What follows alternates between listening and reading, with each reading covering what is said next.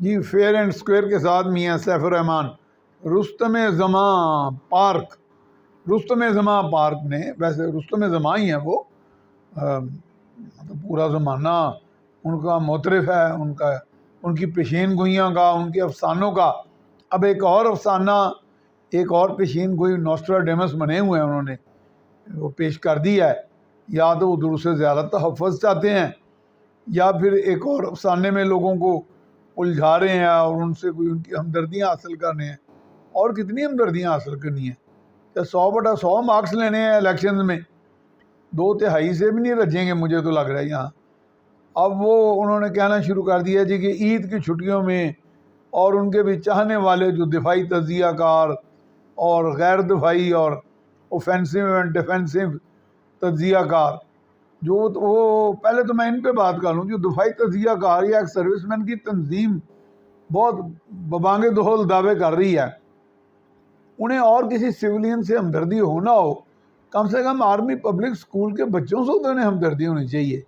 چلو بچوں سے بھی نہ ہو تو وہ اسکول تو آرمی کا تھا، تو وہاں پر جس طرح بے دردی سے حملے کیے گئے، بالکل غیر اسلامی غیر انسانی انداز میں اسلام کے نام پر، تو کم سے کم جو ان کا لور ہے، ان لوگوں کو جو اپنا لوگ کہتا ہے عمران خان، اس کی سپورٹ وہ کس بنیاد پہ کر رہے ہیں؟ کم سے کم یہ ایک بنیاد بنا لیں سپورٹ نہ دینے کی.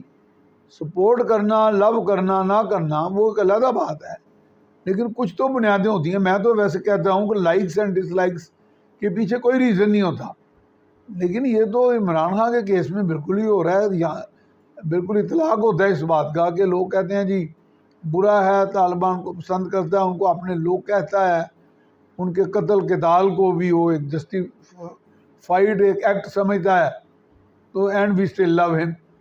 چلو یہ تو واقعی حیران کن بات ہے، لیکن واقعی کچھ ایسا کنڈکٹ ہوتے ہیں انسان کے جو ناقابل معافی ہوتے ہیں.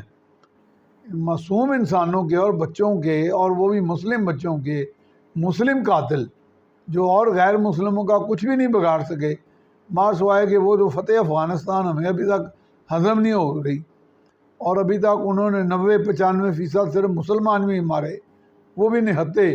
ان کو لو کرنے والا شخص، انہیں اپنا بندہ کہنے والا، وہ جو ہے عمران خان، اس کو بھی وہ لو کر رہے ہیں. عجب لو کی ویسے یہ ایک عجیب داستان ہے.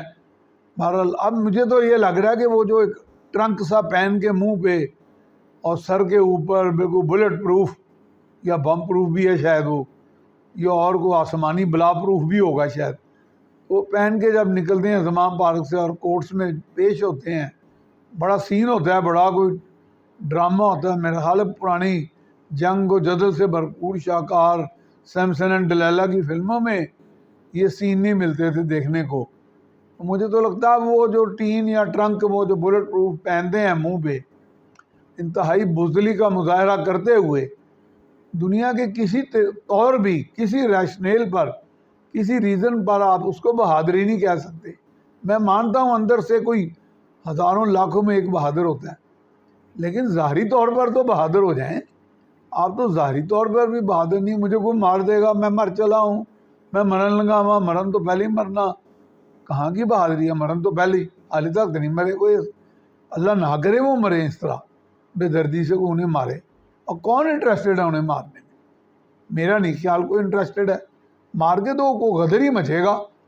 شہباز حکومت میں اتنی سخت ہے کہ وہ اس کے قتل کا بیگیج سنبھال لے.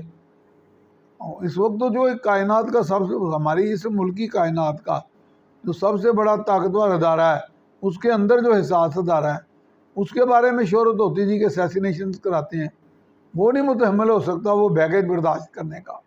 یہ بہت بڑا بیگیج ہوتا ہے. یہاں بڑے بڑے بدماش جو ہم جانتے ہیں لوگ، ان کے ساتھ 70 گارڈز ہوتے ہیں اور قتل قتال کراتے رہتے ہیں، وہ اس وقت اس سے اجتناب کر رہے ہیں. تو وہ ایسے ہوائی چھوڑ دینا، فلاں بندوں کو سپاری دے دی گئی ہے.